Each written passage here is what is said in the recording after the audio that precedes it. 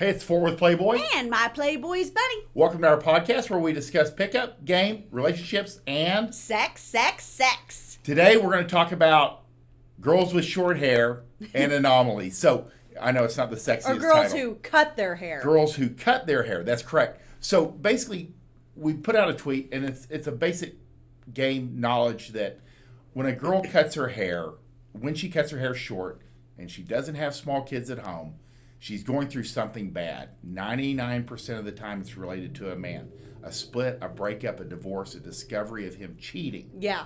And if you ask her, she'll deny it, or she'll say, yeah, I just broke up with my boyfriend.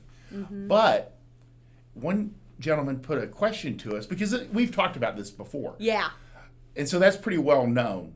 But he put it to us that there's a lot of middle-aged moms or women that will cut their hair that are married, that are like in the middle of, they'll be like 40, 45, 50. And they'll come home and say, do you like the 6 or 12 inches I cut off my hair? And the husband's like, goes slowly into shock. He's like, yeah. Oh my God, it's a boy. So I am at a loss. So of course we asked Bunny, what is going on here when a middle-aged woman comes home that's not going through anything visible? Right. What's the story? I would say she's still going through it.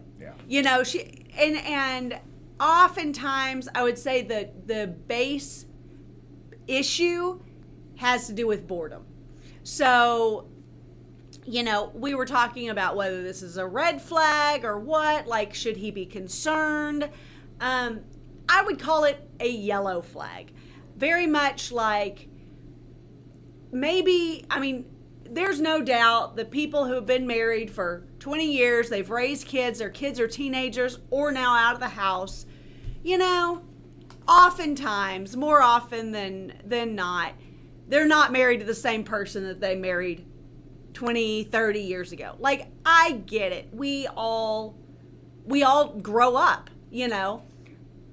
But if he's coming home from work, sitting his ass in the recliner, napping in front of the television, napping in front of sports, going hunting on the weekends, and going to bed, and that's all he does, and there's almost no real interaction between the two of them except grunts. I'm not saying she doesn't love him, but she's bored. Right. Girls need to not be bored. Boredom is the absolute worst thing that a girl can be going through. Like, truly, it's the worst thing. No girl makes good decisions when she's bored. So I do want to put a caveat out there. If this girl is a hairdresser, she's going to have every variation of hairstyle, of hair color, you name it. Or if her best friend's a hairstyle, this probably doesn't apply. Or like hairstylists, because they're going to test out everything. Now, I remember when I did still have smaller kids, but I remember coming home from the hairdresser, and I was always very much one of those people who was like, do what you want to do. I trust your judgment. Do what you think will be best on my face. The last time I did that, I came home with super short hair, and I still hate the pictures from it, but I walked in and my now ex-husband said, what do you think you are, 16? That's funny. So, and truly, like, I thought it was pretty cute, like, in person, but every time I see pictures, I'm like, oh my God, it's my mother. It's just, and that was me just kind of going, I don't know, what do you think would look good? I need a change. I need something, and I wasn't cheating on my husband, and he wasn't cheating on me, and, we had a shit ton of kids at home. What do they say? Sometimes a cigar is just a cigar. Yeah. But at the same time, I needed a change. And I was like, okay, this is what I have control over. And I think that's the biggest factor is women don't have to be miserable in their marriage. They just need something shaken up a little bit. And so, maybe the kids don't need them so much. Maybe, the husband doesn't need them all that much because the husband's used to her being completely involved with the kids and not really being super available to him. So they've each kind of gone their own way. and now she's bored and she needs a little shake-up. And so what she has control over is she has control over her hair.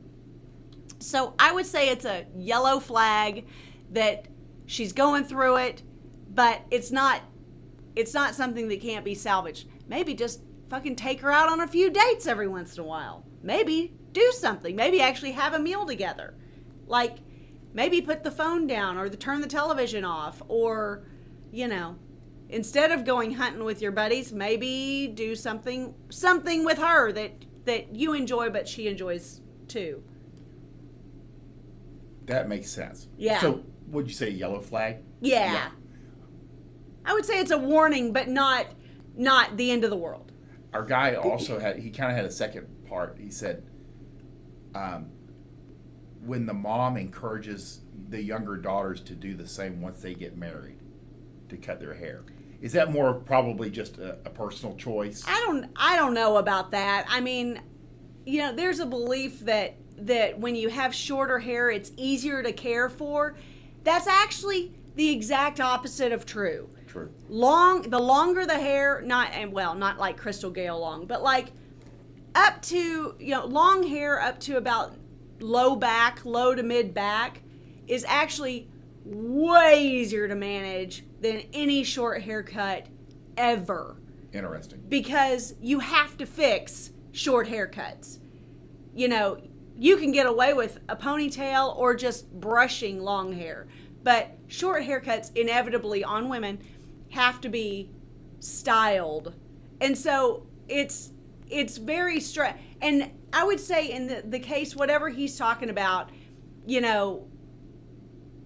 the boomer mother in this question is one who has never not woken up early, made sure she showered, put her makeup on, fixed her hair.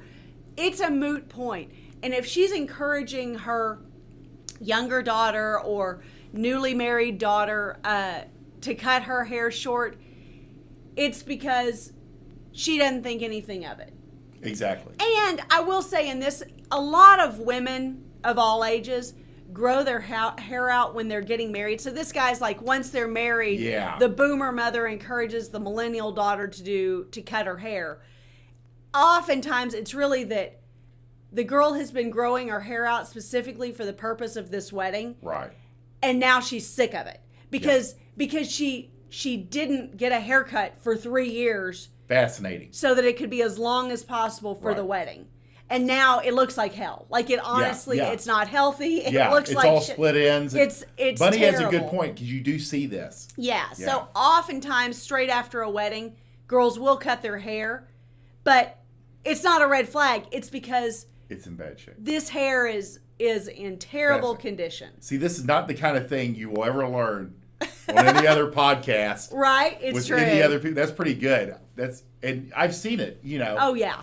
That's pretty funny. Yeah. Okay, guys, a lot of this stuff, like girls cut their hair short when they're going through a breakup or they're having mental issues, is in my books, Basic Training 1 and 2. Yeah. It's really just the things that get passed down from generation to generation, but somehow in the last 20, 30 years, the lessons weren't passed on game and etiquette and dating. Yeah. And insider information on Girl Brain here. Yeah. Which we have.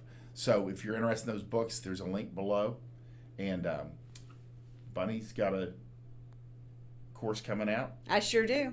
Yeah. Tell them about it. Well, so the day that we're recording this is the day that it launches. We're doing Fuck Like a Porn Star course. It's a 21-day multimedia total immersion course, and it's because I want everyone to have the best sex life possible. And if you deliver the best sex possible, then everyone wins for the rest of your life. If you like this podcast, please like, subscribe, and share with your friends. We want you to win. Bye!